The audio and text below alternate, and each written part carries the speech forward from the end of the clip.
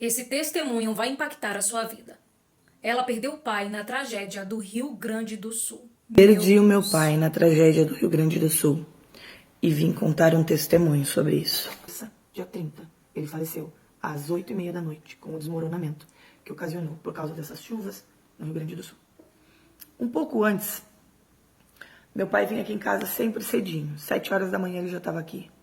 Ele vinha, ele trazia a Bíblia dele, e eu quero que vocês frisem bem essa parte. Meu Deus. E ele sempre trazia a Bíblia dele marcada com essas fitinhas na última mensagem que ele leu antes de dormir. Tá? Pra gente conversar sobre isso. Meu pai é evangélico desde 1994 ou 96, não tenho bem certeza.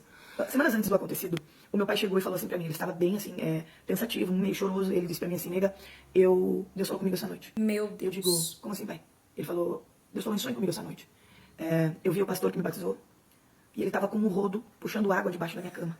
Em um dado momento ele olhou pra mim e disse, João, que era o nome do meu pai, o Senhor mandou te dizer que vai te levar dentro dos próximos dias. E meu pai se acordou com aquilo ali.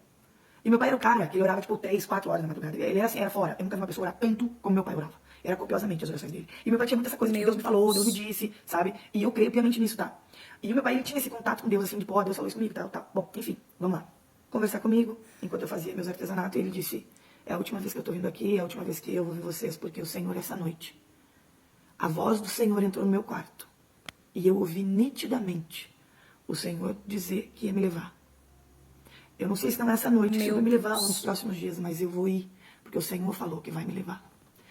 E uma das maiores preocupações do meu pai, que ele frisou nesse dia, como ele frisou nos dias anteriores, era, eu só peço que se Deus me levar, que ele leve os meus animais junto comigo. Meu pai tinha 2 cães e 3 gatos, meu pai era apaixonado por bicho, vocês não têm noção. Ele era assim, se ele pudesse resgatar todos os animais, ele resgatava, sabe?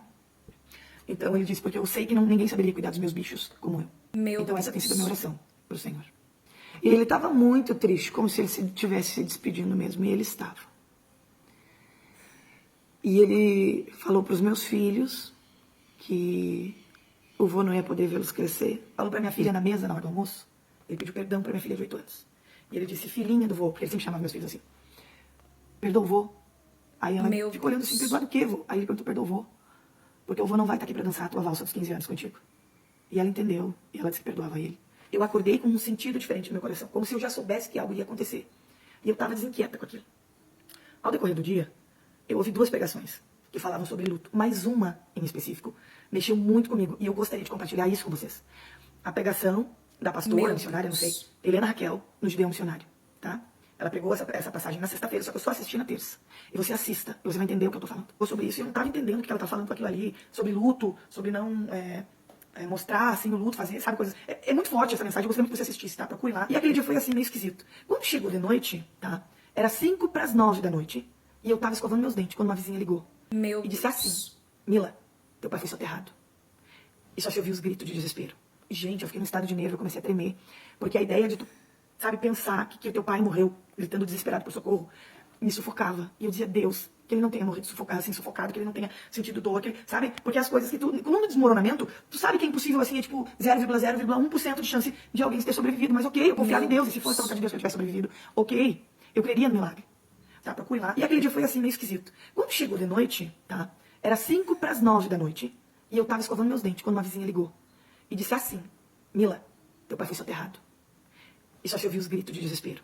E, gente, eu fiquei num estado de nervo, eu comecei a tremer, porque a ideia de tu, sabe, pensar que o teu pai morreu, gritando desesperado por socorro, me sufocava. E eu dizia, Deus, que ele não tenha morrido sufocado, assim, sufocado, que ele não tenha sentido dor, que, sabe? Porque as coisas que tu... No desmoronamento, tu sabe que é impossível, assim, é tipo 0,0,1% de chance de alguém ter sobrevivido. Mas ok, eu confiava em Deus, e se fosse a vontade de Deus que eu tivesse sobrevivido, ok, eu creria no milagre.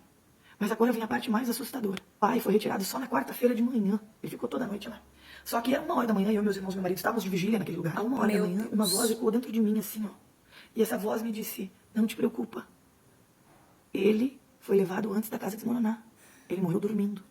Eu digo, Senhor, eu tô ficando até louca. Sabe, porque a situação como um todo te faz pensar que tu pode estar ficando doido. E eu disse, Senhor, então me confirma isso, se for o Senhor falando comigo. Mas às 9h da manhã, acharam meu pai. E aí o brigadiano, o policial, então, ele veio. E ele falou assim, gente, a gente encontrou ele como se ele estivesse dormindo. Tapadinho, com cobertor. Tranquilo, assim, como se estivesse dormindo. Não tinha terra sobre meu pai. Porque quando desmoronou a casa, fez isso aqui, ó. Aonde ele estava. Alguns, não é viga que fala, aquelas madeiras do forro, sabe? Algumas caíram sobre ele, ele teve uma leve escoriação na cabeça. no dedo aqui assim, na orelha e na costela, que eu acho que ela caiu meio que assim, sabe? Só que ele ficou coberto com aquilo ali. Então desmoronou ao redor. Meu E ele ficou Deus. coberto assim, tá? Isso foi impactante, porque as minhas pernas se afrouxaram. E eu disse, meu Deus. O mais assustador disso tudo foi quando na noite do dia 1º a gente foi para o IML e o legista saiu na porta com uma cara bem assim, preocupada, assustada, não sei definir, ele tava com uma cara esquisita. E tava aí nós e o outro rapaz que perdeu o pai dele, que era vizinho do meu pai também ao lado. E ele disse pra mim assim, tu é filha do seu João? Eu disse, sou. Ele disse, deixa eu te falar uma coisa. Meu O teu Deus. pai não tinha nada de terra, ele não aspirou nada. Não tinha nada nem nas vias aéreas, nem no pulmão. Aí ele falou 3 vezes pra mim, o pulmão estava limpinho. Ali, Deus falou comigo. Era mais uma confirmação que Deus me dava de que ele tinha levado meu pai. Dias. Pedi para os moradores dali que se eles encontrassem a Bíblia do meu pai, que eles guardassem, porque para mim tinha um valor sentimental gigante, visto que todos os dias de manhã a gente meditava nela juntos. Meu Deus. Eles acharam a Bíblia do meu pai, e do jeito que eles acharam, eles deixaram. E a Bíblia do meu pai estava aberta. E agora vocês vão perguntar assim, como tu sabe que estava aberta neste capítulo e não foi tu que abriu? Porque toda noite, antes de dormir, lembra que eu falei? O meu pai marcava onde ele leu, para ele não perder. E assim ele fez. E eu vou mostrar a Bíblia para vocês agora. Ó, tem muito cuidado, porque ela ainda está úmida. Eu tô secando ela ainda, mas ela ainda está úmida. Ó, tá vendo? Tá aqui a Bíblia, olha que estado que ela tá. Era uma Bíblia nova. Meu Deus. Que ele comprou ao barro. Tá? E a passagem, Jeremias, ó, tá? E é Jeremias 47. E eu vou ler para vocês o que diz em Jeremias 47. Assim diz o Senhor, eis que do norte se levantam as águas, e se tornarão em torrente transbordante, inundarão a terra e a sua plenitude, a cidade e os seus habitantes. As pessoas gritarão por socorro, e todos os moradores da terra se lamentarão. Avisou meu pai que faria. E não permitiu que meu pai passasse pelo desespero, pela dor. Porque depois eu descobri que quem estava gritando por socorro era o vizinho, que graças a Deus foi resgatado com vida. Mesmo na morte, o Senhor, ele se faz presente. E às vezes a gente não entende por que a gente passa por certas situações. Eu não entendi por que Deus levou meu pai no coração. 72 anos mais lúcido, saudável. Um avô maravilhoso. Para mim sempre foi um pai fantástico. Apesar de todas as dificuldades que ele tinha, da época dele, ele me criou da melhor maneira. Hoje eu entendo que existe um propósito nisso tudo. E um dos propósitos é eu estar aqui hoje falando com você. O Senhor, ele tem nos alertado que a vinda dele está muito próxima. E nós, talvez agarrados a coisas materiais, ocupados com a nossa vida cotidiana, com a nossa rotina, que muitas vezes nos afasta de Deus. Nós que muitas vezes esquecemos hoje de ler a palavra de Deus e trocamos por um celular para poder assistir vídeo, para poder ouvir uma música. Mas deixa eu te falar uma coisa, a volta de Cristo é real. E você, que não conhece, que não entende, pode rir de mim, não tem problema. Eu sei o que eu vivi. E eu sei que a vinda de Jesus é real. E eu quero dizer para você, eu não sei a quantas pessoas esse vídeo vai chegar, mas eu quero te dizer, organiza o teu altar. Arruma o que tem que ser arrumado. Porque o Senhor está levando muito dos seus. E muitas pessoas estão perecendo. Se agarrem com Deus, porque dias difíceis estão chegando sobre nós. E se não for o Senhor conosco, nós não sobreviveremos. Se agarre com Deus, para que quando Ele vier te buscar, você esteja pronto. Compartilhem esse vídeo com o máximo de pessoas que você puder. Faça a sua parte, evangelizando. Que impactante.